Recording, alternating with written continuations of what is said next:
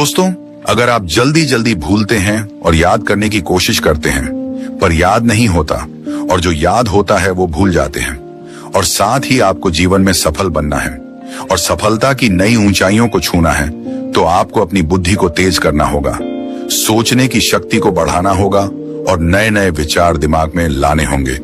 इस विषय में आज हम रोचक कहानियों के माध्यम से जानेंगे। तो चलिए दोस्तों, बिना देर किए कहानी को शुरू करते हैं। पहली कहानी, एक पत्थर से मूर्ति बनने तक की अद्भुत कहानी। हम देखते हैं कि एक पत्थर जिस पर हम विश्वास करते हैं उसे पूजा जाता है, और एक दूसरा पत्थर होता है जिससे हम भगवान पर चढ़ाने के लिए नारियल फोड़ते हैं। पत्थर तो एक ही होता है, लेकिन एक पत्थर छैनी हथौड़े की मार झेलकर भगवान बन जाता है और दूसरा छैनी हथौड़े की मार से टूट जाता है। लेकिन जिस पत्थर ने पहले दर्द को सह लिया उसको पूजा जाता है, और जिस पत्थर ने पहले दर्द को सहन नहीं किया उसको बाद में बार बार दर्द मिलता है। जिस पत्थर से हम नारियल फोड़ते हैं ये वही पत्थर होता है जो थोड़े दर्द से टूट जाता है। कई बार हम देखते हैं कि एक व्यक्ति बहुत सफल होता है और वहीं एक व्यक्ति असफल होता है। ऐसा क्यों होता है और इसके पीछे का सही कारण क्या होता है? जो व्यक्ति सफल होता है उसे देखकर कई लोग ये भी बोलते हैं कि इसकी किस्मत अच्छी थी, लेकिन उसके पीछे का संघर्ष कोई नहीं देखता। और आज की कहानी उन्हीं लोगों के लिए है जो कहते हैं कि सफलता किस्मत से मिलती है। एक बार की बात है कि एक खुशहाल पति पत्नी बाजार गए तो उन्होंने वहां एक बहुत ही सुंदर मूर्ति देखी। तो लड़की उस मूर्ति को खरीद लेती है और घर ले आती है। घर पर सभी लोग उस मूर्ति की तारीफ करने लगते हैं। वह लड़की उस मूर्ति की ओर देखकर कहती है कि यह मूर्ति दुनिया की सबसे सुंदर मूर्तियों में से एक है। इतने में उस मूर्ति से आवाज आती है, मैं तो सिर्फ एक मामूली पत्थर थी, लेकिन पत्थर से मूर्ति बनने तक में मुझे बहुत सारी चुनौतियों का सामना करना पड़ा। क्या आप इस सफर के बारे में जानते हो? लड़की डर जाती है और बोलती है, नहीं। तब पत्थर अपनी कहानी सुनाता है। पत्थर से मूर्ति बनने तक का सफर एक मूर्तिकार था जो बहुत ही सुंदर मूर्ति बनाता था। वह मूर्ति बनाने के लिए कुछ पत्थरों को चुनता है और उन्हें घर ले आता है। जब मूर्तिकार पत्थर को मूर्ति बनाने के लिए उस पर छैनी और हथौड़ों से वार करता है तो पत्थर के अंदर से दर्द भरी आवाज आती है, आह, मुझे बहुत चोट लगी है। तो मूर्तिकार उस पत्थर से कहता है, अभी थोड़ा दर्द सहन कर लोगे तो आगे चलकर लोग तुम्हारी पूजा करेंगे। फिर मूर्तिकार जब पत्थर पर फिर से छैनी हथौड़े से काम करता है तो वह पत्थर टूटकर बिखर जाता है। फिर वह मूर्तिकार दूसरा पत्थर उठाता है और जब उस पर छैनी और हथौड़ों से वार करता है तो दूसरे पत्थर के अंदर से भी दर्द भरी आवाज आती है, आह, मुझे बहुत चोट लगी है। तो मूर्तिकार उस पत्थर से कहता है, अभी थोड़ा दर्द सहन कर लोगे तो आगे चलकर लोग तुम्हारी पूजा करेंगे। तो वह पत्थर कहता है, ठीक है, तुम अपना काम करो, मेरे दर्द की परवाह मत करो। फिर वह मूर्तिकार उस पर अपना काम करता है और पत्थर को अच्छा आकार देने के लिए उस पर छैनी हथौड़ों से प्रहार करता है, और पत्थर रोता रहता है लेकिन टूटता नहीं है। फिर मूर्तिकार उस पत्थर को आग की भट्टी में डाल देता है और कुछ समय के लिए उस पत्थर को आग की तपन में जलने के लिए छोड़ देता है। उसके बाद मूर्तिकार उस पत्थर को और अच्छा आकार देता है और उस पर कलर करता है, और यह सब दर्द पत्थर बर्दाश्त करता है। तब जाकर एक पत्थर मूर्ति बनता है, और फिर कुछ लोग उस मूर्ति को खरीदने के लिए उस मूर्तिकार के पास आते हैं और मूर्ति को खरीद लेते हैं। इतना कुछ सहना पड़ता है, तब जाकर एक पत्थर मूर्ति बनता है, और तब जाकर लोग उस पत्थर को पूजते हैं। इसी तरह जब एक पत्थर को भी अपने आप की पूजा कराने के लिए छैनी हथौड़ों और आग की भट्टी में जलना पड़ता है, तो फिर एक इंसान को भी खुद को सफल बनाने के लिए मेहनत की भट्टी में झोंकना पड़ेगा। सीख, जिस तरह एक पत्थर को मूर्ति बनने के लिए तपना पड़ता है, उसी तरह हर इंसान को सफलता पाने के लिए मेहनत की भट्टी में तपना पड़ता है, तब जाकर ही सफलता मिलती है। तो चलिए दोस्तों, अब हमारी दूसरी कहानी की शुरुआत करते हैं। दूसरी कहानी, चूहे से शेर फिर शेर से चूहे तक की कहानी। एक जंगल में तेजस्वी साधु तपस्या कर रहे थे। उसी समय वहां पर चूहा भागता भागता आया और साधु जी से बोलता है, बचा लो साधु जी, बचा लो। तो साधु जी पूछते हैं, क्या हुआ? तो चूहा बोलता है, बिल्ली मेरे पीछे पड़ी है, मुझे खा जाएगी, मुझे बचा लीजिए। साधु जी को उस चूहे पर दया आ जाती है और साधु जी उस चूहे के सिर पर हाथ फेरते हैं और उसे बिल्ली बना देते हैं। कुछ टाइम होता है, वही चूहा जो बिल्ली बन चुका होता है फिर से भागता भागता आता है और बोलता है, साधु जी बचा लो, बचा लो। साधु जी बोलते हैं, अब क्या हुआ? अब तो तू बिल्ली बन गया है, अब क्या परेशानी आ गई? बिल्ली बोलती है, साधु जी अब मेरे पीछे एक कुत्ता पड़ गया है, मुझे बचा लीजिए, नहीं तो वो मुझे मार डाला लेगा। तो साधु जी उसके सर पर हाथ फेरते हैं और उसे कुत्ता बना देते हैं। वो कुत्ता वहां से चला जाता है।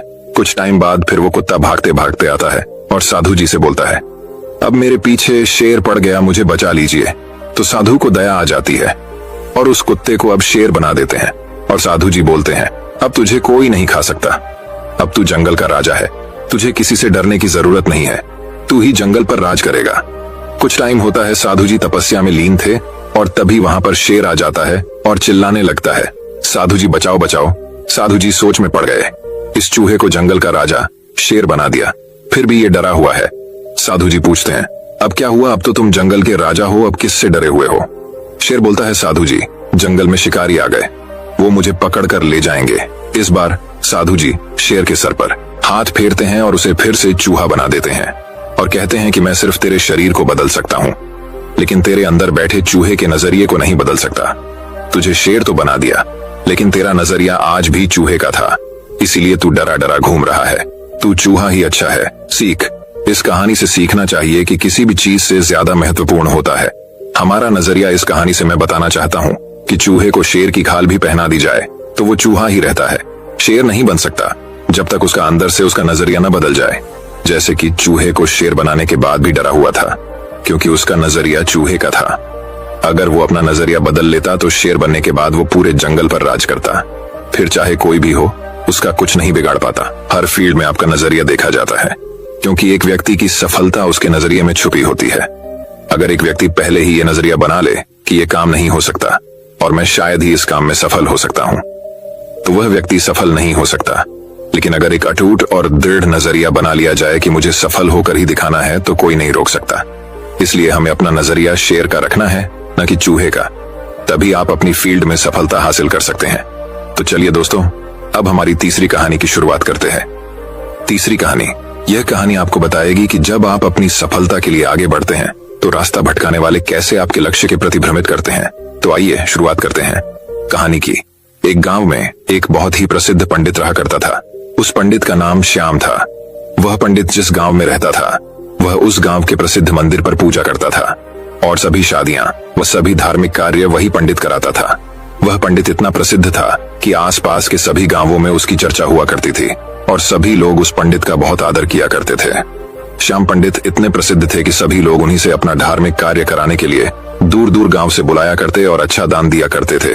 एक बार पंडित जी अपने गांव से दूसरे गांव शादी कराने गए हुए थे।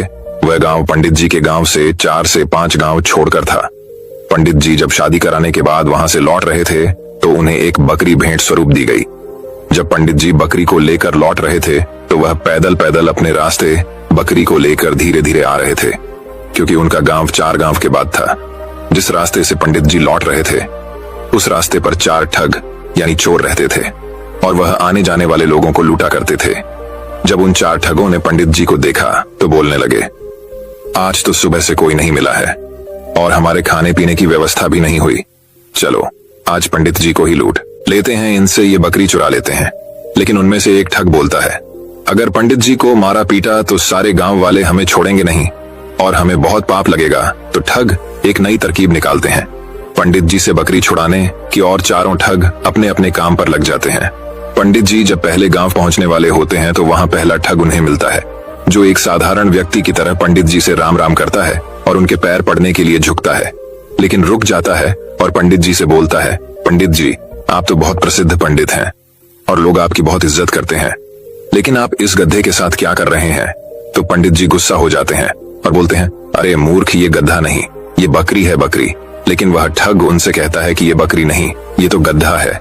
पंडित जी आपको किसी ने बेवकूफ बना दिया। तो पंडित जी फिर गुस्से से कहते हैं कि तू ही मूर्ख है, ये बकरी है ना कि गधा है। और यह बोलकर पंडित जी आगे चल पड़े, लेकिन पंडित जी के दिमाग में इस अनोखी घटना ने एक हल्का सा भ्रम डाल दिया और वह आगे निकल गए।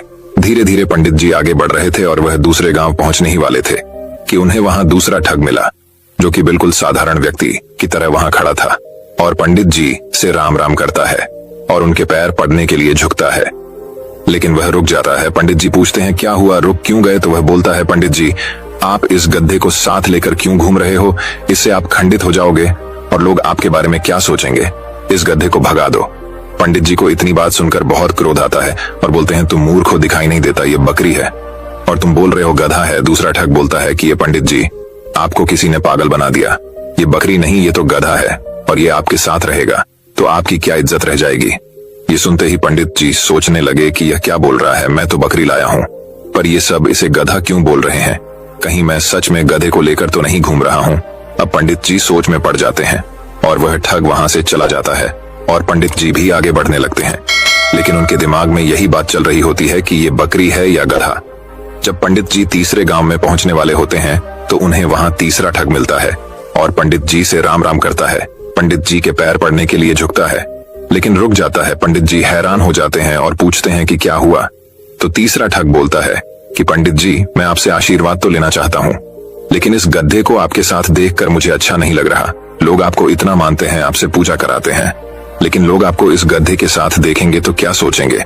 इतनी बात सुनकर पंडित जी कहते हैं कि मैं इस गधे को गांव के बाहर छोड़ने जा रहा हूँ। मुझे रास्ते में दयनीय हालत में मिला था और पंडित जी वहां से निकल जाते हैं। कुछ लोगों की बातों में आकर पंडित जी का विश्वास खुद से उठ जाता है। उन्हें लगता है कि लोग सही बोल रहे हैं और मैं गलत हूँ, लेकिन फिर सोचते हैं कि मैं सही हूँ। इसी तरह उनका विश्वास खुद पर से गिरने लगता है और सोचते हैं कि मैं अपने गांव पहुंचने वाला हूँ। अगर ये बकरी नहीं हुई और गधा हुआ तो लोग मेरे बारे में क्या सोचेंगे। यही सोचते सोचते पंडित जी चौथे गांव पहुंचने वाले होते हैं कि उन्हें चौथा ठग मिलता है और पंडित जी से राम राम करता है और पैर पड़ने के लिए झुकता है, लेकिन रुक जाता है। तो पंडित जी पूछते हैं क्या हुआ। तो वह ठग पंडित जी से बोलता है, पंडित जी, बाकी सब तो ठीक है, आप इस गधे को साथ में लेकर क्यों घूम रहे हो। तो पंडित जी कहते हैं कि मैं इस गधे को गांव के बाहर छोड़ने वाला था। तो वह ठग बोलता है कि पंडित जी, यह गधा आपको शोभा नहीं देता। लोग क्या सोचेंगे आपके साथ यह गधा देखकर। आप इसे मुझे दे दीजिए, मैं इसे बाहर छोड़ाऊंगा। तो पंडित जी अपने आप पर विश्वास को खो देते हैं और उस बकरी को गधा समझकर उस ठग को दे देते हैं और अपनी बकरी को छोड़कर आ जाते हैं। और उन चारों ठगों की यह तरकीब काम कर जाती है और वह पंडित जी से बकरी छुड़ा लेते हैं और उसे बेचकर पैसा कमा लेते हैं। इसी तरह हमारे आसपास भी हमारा रास्ता भटकाने के लिए बहुत सारे ठग जरूर मिलेंगे। जो हमारा रास्ता भटकाना चाहते हैं उनसे बचकर और खुद पर विश्वास रखना होगा, तभी हम अपने लक्ष्य को पा सकते हैं। सीख, इस कहानी से हमें कई सारी सीख सीखने को मिलती है जिनसे हम अपनी सफलता को जल्द से जल्द पा सकते हैं। सबसे पहले तो हमें सीख मिलती है कि हमें खुद पर विश्वास रखना चाहिए। दूसरा, व्यक्ति क्या कह रहा है उससे हमें कोई फर्क नहीं पड़ना चाहिए, क्योंकि रास्ता भटकाने वाले बहुत मिलेंगे। इस कहानी में भी वही हुआ है। अगर पंडित जी को खुद पर पूरा विश्वास होता कि हाँ ये बकरी ही है, तो वह अपनी बकरी को ठगों को नहीं देते। इसी तरह हमें भी अपने ऊपर विश्वास रखना होगा, हमारी मंजिल, हमारे सपनों के ऊपर विश्वास करना होगा। अगर हमें अपना लक्ष्य हासिल करना है तो हर किसी से सलाह नहीं लेना है और किसी भी व्यक्ति की नकारात्मक बातों से हमें कोई फर्क नहीं पड़ना चाहिए, क्योंकि लोग तो सिर्फ आपको भटकाने के लिए आते हैं कि ये कर लो, वह कर लो। लेकिन अगर आपका कोई निश्चित लक्ष्य नहीं होगा तो आप कभी सफल नहीं होंगे। इसलिए अपना लक्ष्य बनाकर सिर्फ उसके ऊपर काम करो, बिना किसी व्यक्ति की बातों पर ध्यान दिए। जब आप अपने लक्ष्य को पाने के लिए काम करते हैं तो रास्ता भटकाने और रास्ता रोकने बहुत सारे लोग आएंगे, आपको उनका सामना करना होगा। नेटवर्क मार्केटिंग बिजनेस में भी यही होता है। आपको बहुत सारे लोग मिलेंगे जो कहेंगे ये गलत काम है, आपको सफलता नहीं मिलेगी। तो उनकी बातों पर ध्यान दिए बिना अपने लक्ष्यों को पूरा करने के लिए मेहनत करेंगे तो सफलता अवश्य मिलेगी। बस रास्ता भटकाने वालों से बचकर रहें, क्योंकि राह भटकाने वाले जरूर मिलेंगे। तो चलिए दोस्तों, अब हमारी चौथी कहानी की शुरुआत करते हैं। चौथी कहानी, अकेले लड़ने की ताकत। कभी कभी हमें जीवन में अकेले लड़ने की आवश्यकता होती है। यह कहानी एक ऐसे लड़के की है जो अपने लक्ष्य की ओर आगे बढ़ने के लिए अपनी अकेलापन को एक सुनहरा अवसर बनाता है। एक समय की बात है, एक छोटे से गांव में एक लड़का रहता था। वो बहुत सपने देखता था और अपने लक्ष्यों की प्राप्ति के लिए प्रयास करने का निरंतर जुनून रखता था, परंतु उसके पास न कोई साथी था, न कोई मार्गदर्शन करने वाला। उसके परिवार में भी उसके सपनों को समझने वाला कोई नहीं था। इसलिए उसे लगता था कि वह अकेलेपन की जंजीरों में बंद है और उसके सपने अधूरे रहेंगे। फिर भी उसने निरंतर मेहनत की और अपनी आत्मविश्वास की आवाज को बुलंद किया। उसकी इच्छा शक्ति और संघर्ष ने उसे सही दिशा में आगे बढ़ाने की शक्ति दी। एक दिन उसे अपने गांव के बाहर एक पुस्तकालय का पता चला। वह आश्चर्यचकित हुआ, क्योंकि उससे पहले कभी ऐसी जगह नजर नहीं आई थी। धीरे धीरे उसने उस पुस्तकालय के दरवाजे पर कदम रखा। वहां जाकर उसने देखा कि लोग पुस्तकों के बीच खोए रहते हैं और वहां की शांतिपूर्णता और ज्ञान के वातावरण ने उसे संतुष्ट कर दिया। अपनी उत्कृष्टता को पहचानते हुए उसने निर्णय किया कि वह पुस्तकालय में समय बिताएगा। धीरे धीरे वह पुस्तकालय की विभिन्न किताबों को पढ़ने लगा और नई दुनिया की खोज में निकल पड़ा। दिनों बिताने के साथ साथ उसका ज्ञान बढ़ता गया और वह अच्छे लेखकों और दर्शकों के साथ रिश्ते बनाने लगा। इसी के साथ उसने लिखने का भी मन बना लिया। उसने कई लेख लिखे, जिसमें से उसका एक लेख प्रकाशित हुआ और उसे अवसर मिला अपने लेखकीय कौशल को दुनिया के सामने प्रदर्शित करने का। वह लड़का जिसने कभी अकेलापन को एक रुकावट समझा था, अब एक प्रेरणादायक उदाहरण बन गया। लोग उसे मान्यता देने लगे और वह लड़का अपने लक्ष्यों की ओर अग्रसर होने में सफल हुआ। इस कहानी से हमें यह सीख मिलती है कि अकेलेपन को एक सुनहरा अवसर बनाने के लिए हमें संघर्ष करना चाहिए। हमारी संयमितता, समर्पण और मेहनत हमें अपने लक्ष्यों की प्राप्ति की ओर आगे बढ़ा सकती है। तो चलिए दोस्तों, अब हमारी 5वीं कहानी की शुरुआत करते हैं। 5वीं कहानी, संकट में साथ देना। यह कहानी एक गांव की है जहां लोग एक दूसरे के सहारे जीने का तरीका सीखते हैं। एक गांव था जहां लोगों के बीच में अनूठा एक बंधन था। यहाँ के लोग एक दूसरे के साथ मेहनत करते, सहायता करते और एक दूसरे के साथ खुशियों और दुखों को बांटते थे। इस गांव की कहानी बहुत ही अनोखी थी। एक बार गांव में एक नया आदमी आया। उसका नाम राम था। राम बहुत ही निराशाजनक हालात में आया था। वह एक छोटे से गांव में दूर रहते थे जहां उनका परिवार बीमारियों और तंगी में फंसा था। उन्होंने सोचा कि वह इस गांव में आकर नए जीवन की कोशिश करेंगे। राम गांव में आकर एक आदर्श बनने के लिए प्रयास करने लगे। वे हर काम में मेहनत करते, दूसरों की सहायता करते और सबके लिए प्रेरणा स्रोत बन गए। दूसरे लोगों की खुशियों और दुखों में भी वे सहभागी रहते। एक बार गांव में बड़ा दुख का समय भी आया जब गांव के मुखिया का बेटा अचानक बीमार पड़ गया। उसकी स्थिति गंभीर थी और उसके परिवार को इलाज के लिए पैसों की आवश्यकता थी, लेकिन गरीबी के कारण परिवार के पास इतनी धनराशि नहीं थी। जब राम ने इसे सुना, उन्होंने तत्परता से अपनी सभी बचत की राशि का उपयोग करके परिवार की मदद की। वे नहीं चाहते थे कि इस दुखी परिवार को किसी भी हमारी तरह जूझना पड़े। उन्होंने बचत की राशि के साथ साथ दूसरे गांव वालों को भी अपील की और उन्होंने भी उस परिवार की सहायता की। इस आपातकाल में गांव वालों ने एक बड़ी टीम बना ली। सभी ने मेहनत करके और अपने संगठन के साथ मिलकर इलाज के लिए पैसे इकट्ठा किए। थोड़े समय के बाद बेटे का इलाज हुआ और वह पूरी तरह स्वस्थ हो गया। इस घटना के बाद गांव वालों के मदद करने के इरादे एक दूसरे के साथ और भी मजबूत हो गए। यह उनकी सद्भावना, नेकी और सामर्थ्य का परिणाम था। वे सभी ने समझा कि दूसरों की मदद करके ही हमारा असली लक्ष्य पूरा होता है।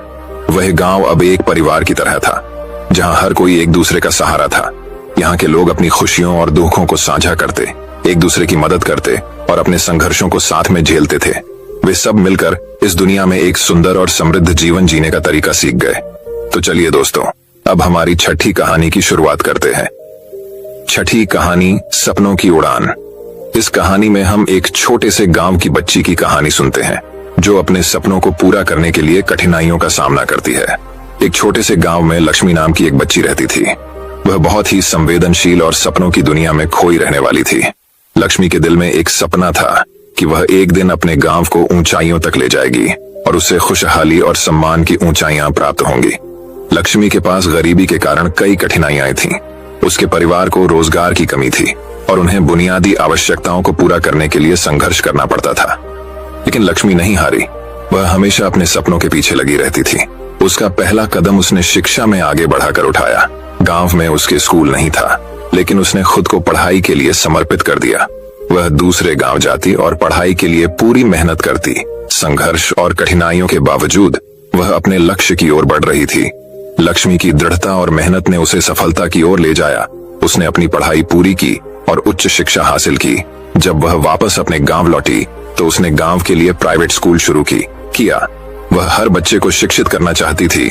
उसका पढ़ाने का तरीका बेहद अनोखा था, जिसके कारण वहां के बच्चे बुद्धिमान बनने लगे। लक्ष्मी के संघर्ष और प्रगति की कथा गांव के लोगों को प्रेरित करने लगी। वह उनकी आदर्श बन गई और उन्होंने भी अपने सपनों की पूर्ति के लिए मेहनत करना शुरू कर दिया। इस तरह लक्ष्मी ने अपने गांव को ऊंचाइयों तक ले जाने में सहायता की और लोगों को आर्थिक और सामाजिक रूप से सशक्त बनाया। यह कहानी हमें सिखाती है कि हमें अपने सपनों के पीछे दृढ़ता से खड़े होना चाहिए। कठिनाइयों के बावजूद हमें अपनी मेहनत और समर्पण बनाए रखने की आवश्यकता होती है। जब हम अपने सपनों के प्रति विश्वास रखते हैं और मेहनत करते हैं तो हम आपातकाल में भी सफलता की ओर बढ़ सकते हैं। तो चलिए दोस्तों, अब हमारी 7वीं कहानी की शुरुआत करते हैं। 7वीं कहानी, खुशी का राज। एक बार की बात है, एक गांव में एक महान आरशी रहते थे। उस गांव के लोग उस आरशी का बहुत ही सम्मान करते थे। गांव के सभी लोगों को जब भी कोई समस्या हो तो वे आरशी अपनी समस्या का समाधान अवश्य बताते थे। सभी गांव वाले उस आरशी से बहुत प्रसन्न थे।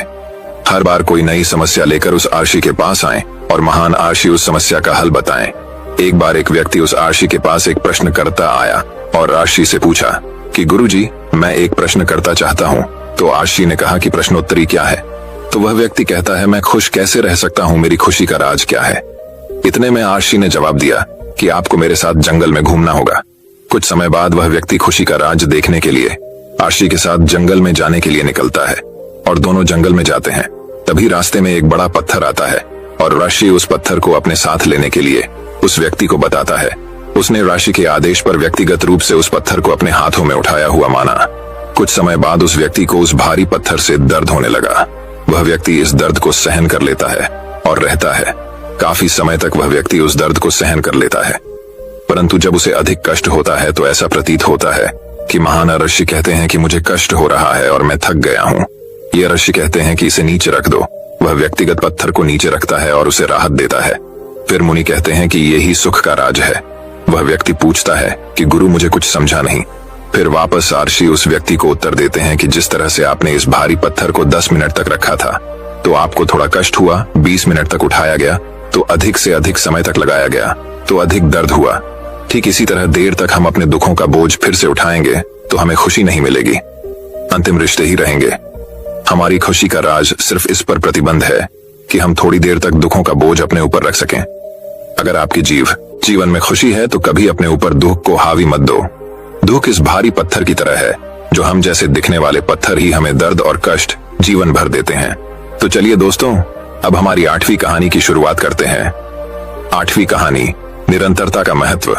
यह कहानी एक खिलाड़ी की है जो निरंतरता और समर्पण के माध्यम से सफलता प्राप्त करता है। यह कहानी एक खिलाड़ी की है जिसका नाम रजत है। रजत बचपन से ही क्रिकेट के शौकीन थे और उनका सपना था कि वह अपने देश की टीम में खेलें। वह हमेशा अपने लक्ष्य को प्राप्त करने के लिए निरंतर और समर्पित रहता था। रजत के पास कोई प्रशिक्षक नहीं था, लेकिन वह हमेशा दिल से खेलते थे और प्रतिदिन क्रिकेट के क्षेत्र में समय बिताते थे।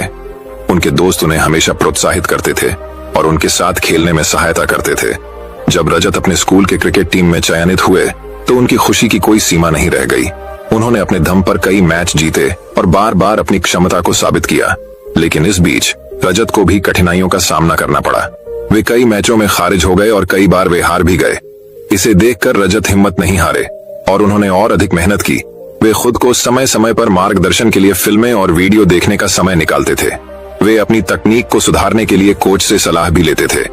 रजत की संघर्ष भरी मेहनत और समर्पण के कारण वे अपनी खुद की धारणा को मजबूत करने में सफल रहे।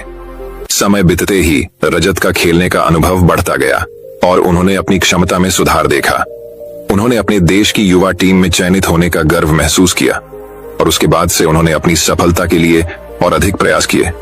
आज रजत अपनी देश की प्रमुख क्रिकेट टीम में खेल रहे हैं और वे निरंतर उन्नति कर रहे हैं। उनकी कहानी हमें यह सिखाती है कि हमें अपने लक्ष्यों के प्रति निरंतर प्रयास और समर्पित रहना चाहिए और हमेशा प्रयास करते रहना चाहिए, चाहे हमें कितनी भी कठिनाइयां आएं। विजय और सफलता उस व्यक्ति की मेहनत और समर्पण पर निर्भर करती है जो कभी हिम्मत नहीं हारता। तो चलिए दोस्तों, अब हमारी 9वीं कहानी की शुरुआत करते हैं। 9वीं कहानी, सफलता के सूत्र। एक समय की बात है, एक छोटे से शहर में एक व्यापारी रहता था। उसका नाम राजेश था। राजेश के पास कोई बड़ा व्यापार नहीं था, लेकिन उसकी मेहनती और जुनून से भरी आवाज थी। उसका सपना था कि एक दिन वह एक अपना व्यापार खोलेगा और सफलता की ऊंचाइयों को छू जाएगा। राजेश ने कई सालों तक एक नौकरी की है, लेकिन उसकी रुचि व्यापार में थी। वह हमेशा सोचता रहता था कि उसे क्या करना चाहिए ताकि वह अपने सपनों को पूरा कर सके।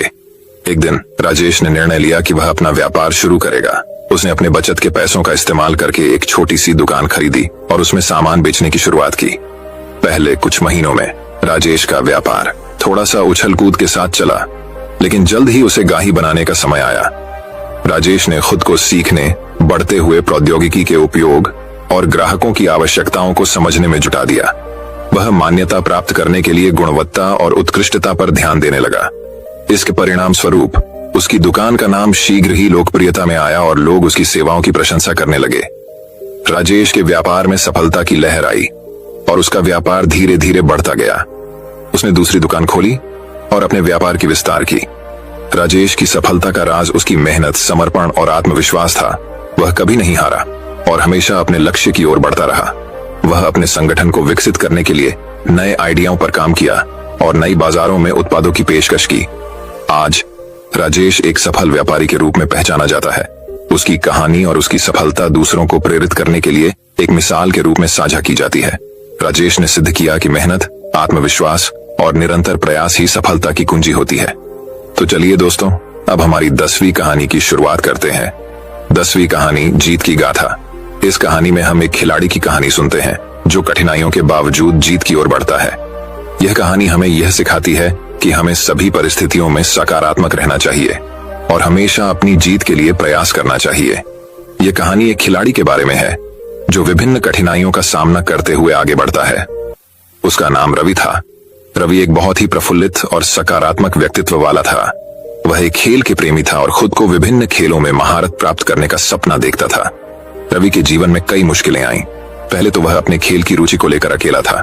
उसके परिवार वाले उसे खेलने को निराश करते थे और कहते थे कि खेल उसके भविष्य को बर्बाद करेगा, लेकिन रवि निरंतर अपने सपने के पीछे भागता रहा। एक दिन उसे एक महत्वपूर्ण खेल के लिए राष्ट्रीय स्तर पर प्रतियोगिता में हिस्सा लेने का मौका मिला। रवि ने अपने अभियान की शुरुआत की, लेकिन उसे पता था कि इस प्रतियोगिता में उसे बहुत सारी मुश्किलें प्राप्त होंगी। प्रतियोगिता के दौरान रवि को कठिनाइयों का सामना करना पड़ा। वह अपनी प्रदर्शन क्षमता में कमी महसूस कर रहा था और एक समय ऐसा आया जब उसे लगा कि उसकी हार तय हो चुकी है। लेकिन उसने हार मानने की बजाय सकारात्मक सोचने का निर्णय लिया। रवि ने खुद को सामर्थ्य और संयम से भरपूर महसूस करने का प्रयास किया। वह निरंतर मेहनत करता रहा और अपने को सुधारने के लिए प्रयास करता रहा। अपने को बेहतर बनाने के लिए उसने नई तकनीकों का अध्ययन किया और उसे अपने खेल में लागू किया। धीरे धीरे रवि अपने दूसरे प्रतियोगिता में सुधार दिखाने लगा। वह पहले से ज्यादा सुरक्षित, तेज और बुद्धिमान हो गया था। अपने प्रतिद्वंद्वियों को हराने के लिए उसने बेहतरीन प्रदर्शन किए और उसके सपने को पूरा करने के लिए जीवन भर के प्रयासों को समर्पित किया। अंततः उसकी मेहनत और समर्पण ने उसे विजयी बना दिया। उसने राष्ट्रीय स्तर की प्रतियोगिता जीती और खुद को साबित किया कि सकारात्मक सोच और अथक प्रयास से कोई भी लक्ष्य हासिल किया जा सकता है। रवि की इस कहानी से हमें यह सीख मिलती है कि जीवन में हमेशा सकारात्मक रहना चाहिए। भले ही हमारे सामर्थ्य को कितनी भी मुश्किलें आए, हमेशा अपने लक्ष्य के प्रति संकल्पित रहना चाहिए और अपने को सुधारने के लिए प्रयास करना चाहिए। हार मानने की बजाय हमें उससे सीख लेनी चाहिए और आगे बढ़ने के लिए तत्पर रहना चाहिए। इन मोटिवेशनल कहानियों को पढ़कर आपको निरंतरता, समर्पण, आत्मविश्वास और संघर्ष की महत्वपूर्णता का अनुभव होगा। ये कहानियां आपको आगे बढ़ने के लिए प्रेरित करेंगी और आपको अपने लक्ष्यों की ओर ले जाएंगी। तो चलिए दोस्तों, अब हमारी 11वीं कहानी की शुरुआत करते हैं। 11वीं कहानी, इंतजार का फल सब्र का फल मीठा होता है। आपने इस मुहावरे को जरूर सुना होगा। आज हम इस कहानी से जानते हैं कि इसका मतलब क्या होता है। जब सूर्य अस्त होता है तब हल्की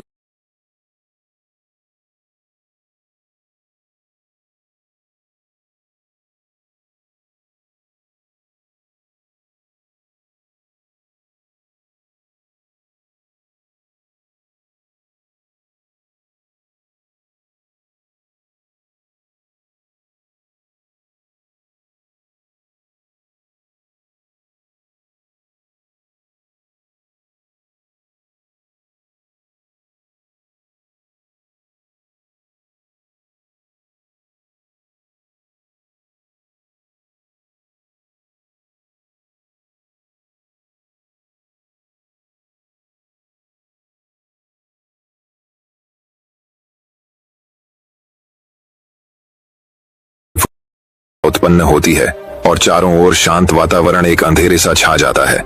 सभी जीव जंतु, पशु पक्षी अपने अपने निवास स्थान पर चले जाते हैं और ऊंची ऊंची हवाएं चलने लगती हैं। हम जब भी आकाश की ओर देखते हैं तो सूर्य अस्त होता है। उसी समय आकाश में तारे टिमटिमाने आते हैं। कुछ तारे अत्यंत आकर्षक हैं, लेकिन कुछ कम आकर्षक हैं। अधिक टिकाऊ वाले निगम पर हमारी नजर बहुत कम है, इसलिए हम उन पर ध्यान नहीं दे पाते और उनकी प्राकृतिक फीकी पड़ जाती है। लेकिन उन सब में से एक ऐसा तारा होता है जो और भी चमकता है, जो आने से पूरा आकाश जगमगा जाता है। वह इतनी सुंदर और चमकदार होती है कि उसकी जगमगाते लोगों के चेहरे पर खुशी आ जाती है। हम उसे स्वाति नक्षत्र के नाम से जानते हैं। परम चमकदार और सुंदर होता है, जिसके आने से लोग खुश हो जाते हैं। बाकी के नक्षत्र स्वाति नक्षत्र से ईर्ष्या करते हैं और अपनी इस तृष्णा की कथा को श्री नारद मुनि को अर्पित करते हैं। नारद मुनि ने उन सभी को समझाया जिनमें कहा गया है कि देखो, जो भी सब्र करता है उनकी कीर्ति दुनिया में है। और मुझे स्पष्ट रूप से पता चलता है कि आप लोगों में धैर्य नहीं है, इसलिए आप लोग सायंकाल में घटित होते सब्र का फल मीठा होता है। आपने इस मुहावरे को जरूर सुना होगा। आज हम इस कहानी से जानते हैं कि इसका मतलब क्या होता है। जब सूर्य अस्त होता है तब हल्की फुल्की सादृश्यता उत्पन्न होती है और चारों ओर शांत वातावरण एक अंधेरे सा छा जाता है। सभी जीव जंतु पशु पक्षी अपने अपने निवास स्थान पर चले जाते हैं और ऊंची ऊंची हवाएं चलने लगती हैं। हम जब भी आकाश की ओर देखते हैं तो सूर्य अस्त होता है। उसी समय आकाश में तारे टिमटिमाने आते हैं, होते ही तुरंत जगमगाने लगते हैं। लेकिन स्वाति नक्षत्र भारी समय के बाद आकाश के करीब आता है और उसकी सतह इतनी अधिक हो जाती है, सभी लोगों के चेहरे पर मुस्कान आती है। ऐसा कहा जाता है कि सब्र करना चाहिए क्योंकि उसका फल हमें मीठा होता है। यदि तुम देर से आकाश में टिमटिमाते होते तो भी महत्वपूर्ण होते और तारामंडल भी लोग अलग नाम से जानेंगे। नारद मुनि द्वारा बताई गई बात सभी स्टैंडर्ड को समझ आ गई। सब्र का फल मीठा होता है, यह बात हम सभी जानते हैं और हम लोगों ने इसे महसूस भी नहीं किया है। मैं हमेशा अपने कार्यों को पूरा करने के लिए उसके परिणामों के इंतजार के बाद उतावला हो जाता हूँ, या फिर अपने आने वाले कार्यों को पूरा करने के लिए उतावला हो जाता हूँ, जिससे मेरा आने वाला कार्य प्रकाशित हो जाता है। परंतु मुझे ऐसा नहीं करना चाहिए। मुझे सब्र करना चाहिए उस परिणाम का या उस आने वाले कार्य का जिससे मुझे वह कार्य अच्छा लगा और उसका परिणाम भी अच्छा हो गया। हम जानते हैं कि प्रारंभिक रूप से मूल्यांकित उत्पाद हमेशा आपके गोल से बाहर होते हैं। हमें धैर्यवान बने रहने की जरूरत है, तभी हमें जीवन में सफलता मिलेगी। हमें किसी भी कार्य में साहस दिखाने की आवश्यकता नहीं है, फिर भी सफलता के द्वार खुलते हैं। हिम्मत ही ऐसा हथियार है जो इंसान के दिमाग का संतुलन बनाए रख सकता है और आगे आने वाली फिल्म को देखने के लिए नए रास्ते को बता सकता है। बड़े बड़े महात्माओं और महापुरुषों के द्वारा भी बताया गया है कि हमें भी किसी कार्य में सफलता प्राप्त हो तो उसे चिंता मुक्त करना चाहिए। दोस्तों, ये कहानी आपको कैसी लगी? कमेंट्स बॉक्स में लिखकर जरूर बताइएगा।